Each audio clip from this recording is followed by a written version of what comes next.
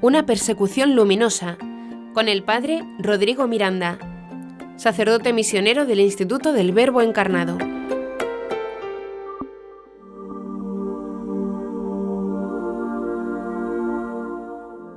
Hola amigos, soy el padre Rodrigo Miranda, sacerdote misionero del Instituto del Verbo Encarnado.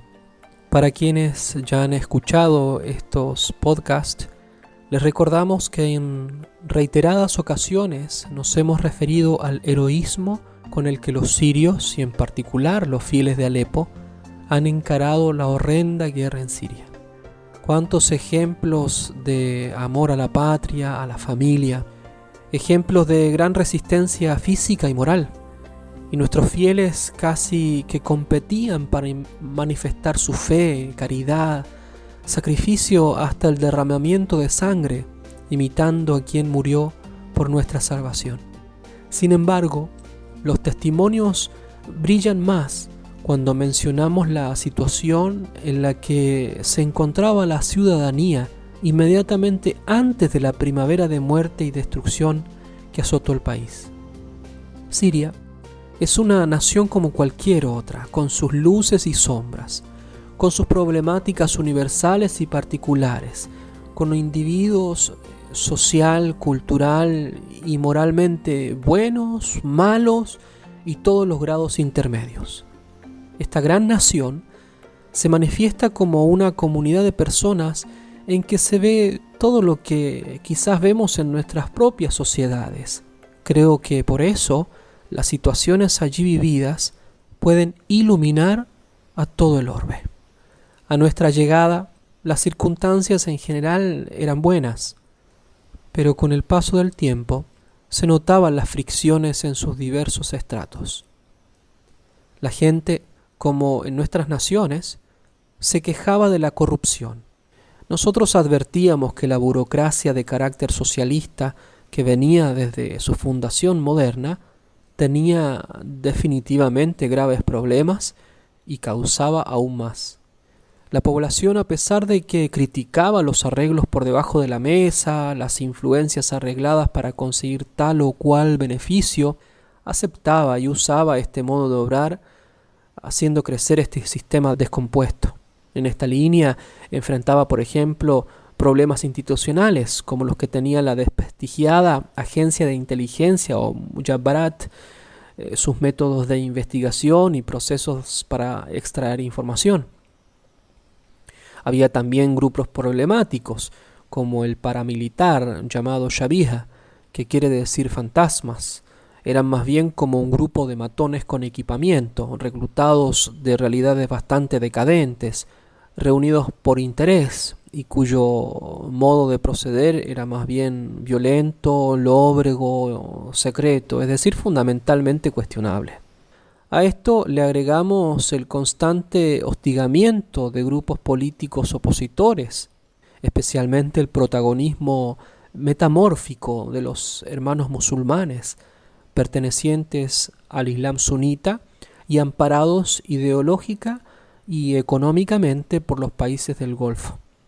Desde hacía años que venían tratando de islamizar el país, imponer la Sharia como ley del Estado, queriendo pasar de un Estado aconfesional a uno confesional sunita.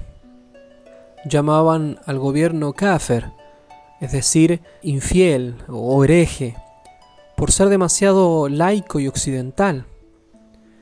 Por esta razón Siria había tenido miles de muertes en violentos combates entre los años 1973 y 1982. Ahora, en este nuevo escenario, se repetía la historia con los mismos protagonistas e intereses. En los barrios más populares, la gran mayoría sunita, se notaba aquel primitivismo que es exacerbado por un libro y un líder que es fundamentalmente contradictorio, corrupto y violento.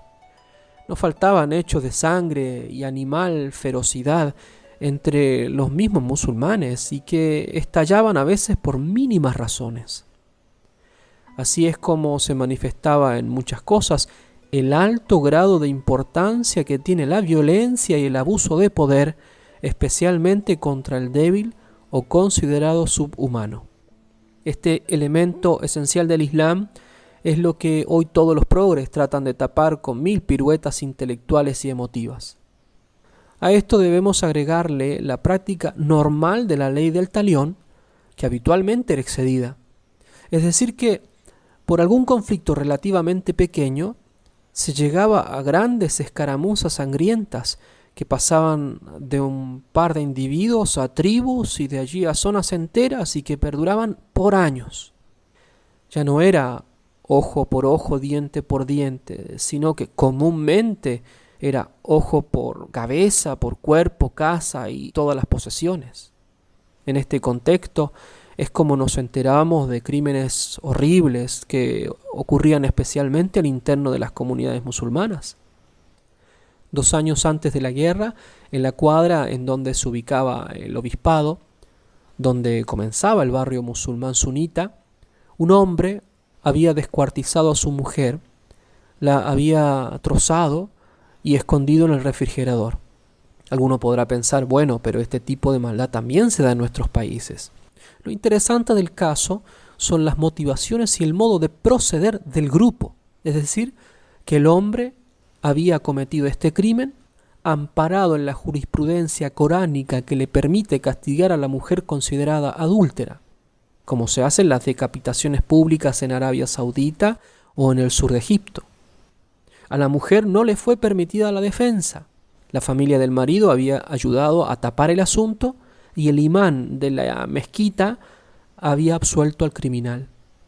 Es decir, todos los elementos religiosos y sociales que se hayan considerados en el modo de obrar tradicional de sociedades basadas en el Corán y la tradición islámica, como fue lo que sucedió en las zonas que posteriormente fueron tomadas por el Estado Islámico.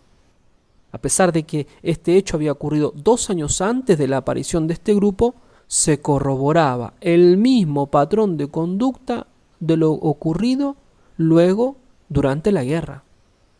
A todo esto agreguemos los demás temas escondidos en los países islámicos, como son, por ejemplo, los graves problemas sexuales entre los varones, o de pedofilia, o abusos en las familias de padres a hijos o hijas, abusos sexuales de hermanos mayores a hermanos o hermanas menores.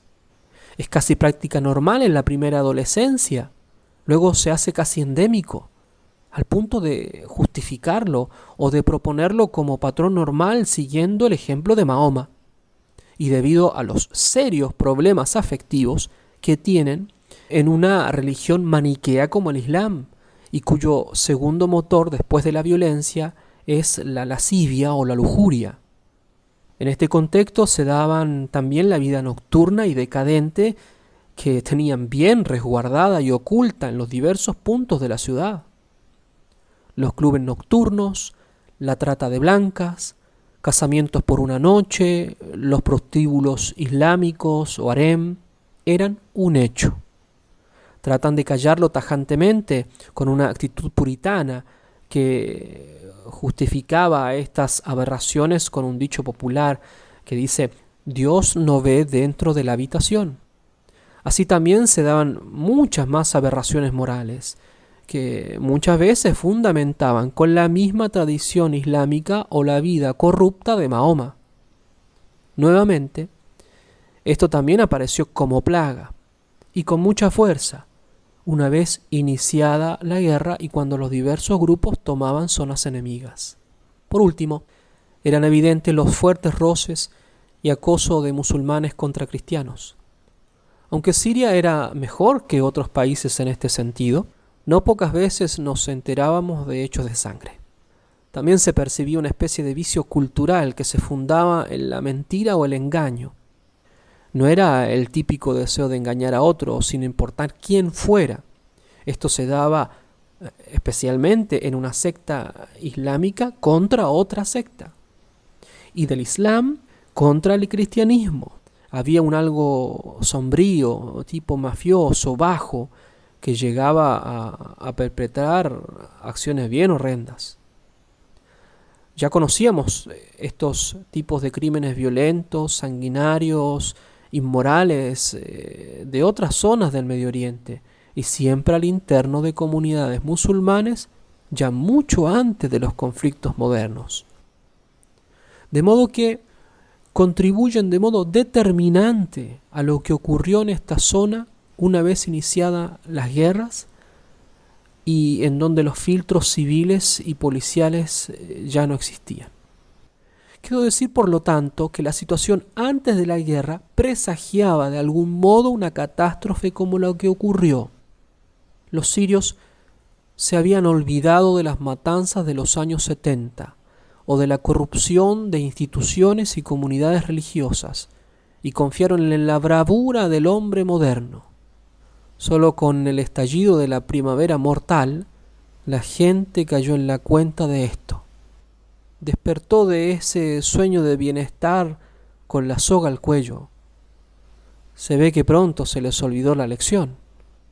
La experiencia les duró para unos pocos años y después, instigados un poco por la serpiente maligna, predispuestos por la corrupción de la carne y entusiasmados por el traicionero sistema moderno, claudicaron.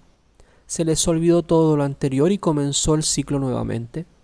Con el paso del tiempo y el sucederse de los horrores de la guerra, un grupo muy reducido comenzó a pensar seriamente sobre las razones del conflicto y a evaluar hasta qué punto habían sido responsables en él. Por otra parte, la masa siguió sufriendo como animal irracional y encabritado. Esos pocos que se detuvieron para reflexionar seriamente comenzaron a detestar las causas que llevaron a esta guerra y a buscar una respuesta profunda, pero no porque se sentían salvadores de la patria, sino porque querían vivir de otro modo y así salirse de la corriente de muerte y destrucción de un modo definitivo, no solo para salir de la guerra. A todos les ayudaban las palabras y el ejemplo de las personas que radicalmente se sacrificaban por la patria y los demás. Para las comunidades musulmanas era determinante el ejemplo de los cristianos, que no apostataban, que perdonaban y se lanzaban sacrificadamente a dar la vida por los demás. Es decir, que las palabras claras y los ejemplos radicales fue lo que llevó a este pequeño grupo que tomó conciencia de su estado a aquello único que hace salir al hombre de sí y realmente sacar conclusiones que modelen la existencia más allá de guerras y catástrofes. Pero atención, alguien podría decir: ¡qué necios los sirios! ¿Cómo no se dieron cuenta lo que se les venía? ¿Cómo no previnieron todo esto? Lo mismo deberíamos decir de nosotros. Hemos jugado tanto a ser dioses que ahora, frente a una pandemia, se nos olvida la milenaria historia de plagas, crímenes, inmoralidades que cargamos en las espaldas.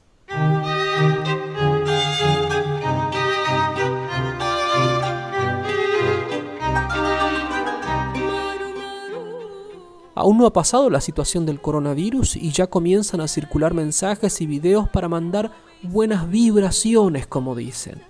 Eso solo sirve al nivel motivacional, una palmada en la espalda que no te enseña nada, que no te hace tomar una postura radicalmente diversa ante la vida, tuya y para con los demás.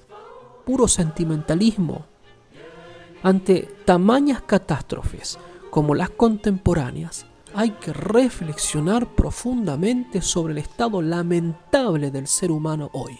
¿Qué me dicen de los millones de crímenes del aborto, la trata de personas, nuevas esclavitudes, aberraciones sexuales, perversión de la juventud, violencia por doquier, experimentación genética, poderes desatados y despóticos y ahora una plaga?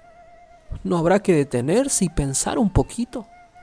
Pero a menos que haya algo que nos haga entrar en sí, como lo que le ocurrió al hijo pródigo que, recordando la casa de su padre, se arrepiente, se convierte y toma su responsabilidad. Si no ocurre algo así, no sucederá nada. No hablo de cambiar la situación, sino de cambiar la propia vida. Pero para lograr esto, necesitamos una ayuda desde el exterior, no contaminada con la mentalidad de este mundo. Hay veces que el hombre sumergido en un problema ya no tiene la capacidad de reflexionar. Por eso es que necesita que alguien le diga las cosas desde afuera, desde lo alto. Lo forme nuevamente en el bien objetivo, no en lo que a mí me parece o lo que me dicen los sentimientos. Necesitamos además el testimonio de personas que vivan de modo diverso, no como vive la masa relativista y liberal. Necesitamos personas que hagan cosas grandes para sacudir al dormido, que hagan salir al hombre de sí mismo, para buscar lo único que produce un cambio determinante: Dios. Sin embargo, no nos entusiasmemos, porque la mayoría no entenderá, seguirá tropezando con la misma piedra. Ya les dije, no es la primera vez que se pasa por una situación semejante. Lo primero en lo que deberíamos reflexionar es en la fragilidad de la existencia humana y así dejar de ser soberbios. Hay que considerar también la realidad de la concupiscencia, eso algo que nos inclina fuertemente al mal, y sobre el sentido del pecado, esa obra que es objetivamente mala y que contradice la ley íntima de la conciencia moral escrita en el corazón de cada ser humano y manifestada en los 10 mandamientos. Recordemos que se inaugura la historia humana con una ofensa y un asesinato. Por último, queridos amigos, hay que volver a Dios. Primero, hay que buscarlo a Él, tratar de encontrarlo y pedirle perdón. Segundo, pedirle por la conversión de los pecadores. Y tercero, si hoy me muero, de lo que sea, por una plaga, una guerra, un crimen, etc., al menos que me vaya con la firme esperanza en su misericordia por haber vuelto al camino. Aprovechen el tiempo y que Dios los bendiga mucho.